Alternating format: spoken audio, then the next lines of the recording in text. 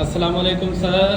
वालेकुम सलाम। सर आजकल जो पेशेंट्स आ रहे हैं ओपीडी के अंदर किस तरीके से आ रहे हैं? किस तरीके से आ रहे हैं? अभी इन दिनों की बात कर रहे हो? इस दिनों की बात कर रहा हूँ। अच्छा, ज़्यादातर जो इन दिनों में ओपीडी के पेशेंट आए हैं जी सर। वो ज़्यादातर ऐसे पेशेंट हैं जिनका मैदा अपसेट था, यानी कि उनको मैदे का कोई मसला था।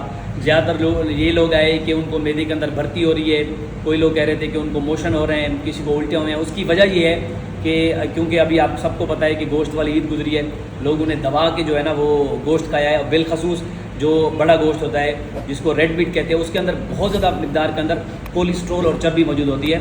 और हमारे इर्द गिर्द ऐसे बहुत सारे लोग हैं जिनको ब्लड प्रेशर है या शुगर है, तो उन लोगों ने इस लेवल तक खाया है कि उनका जो मैदा है वो अपसेट हो गया है। और फिर उनको सेट करने के लिए उन लोगों ने कोल्ड ड्रिंक्स पी हैं और खुशी के मौके पर लोगों ने मिठाइयाँ खाई हैं। तो ये एडवाइस ये है उन लोगों के लिए कि जो बिलखसूस शुगर और ब्लड प्रेशर के पेशेंट हैं, उन लोगों को या तो हाथ धोला रखना चाहिए या बिल्कुल कम मिकदार के अंदर अगर वो इस्तेमाल कर सकते हैं करना चाहिए।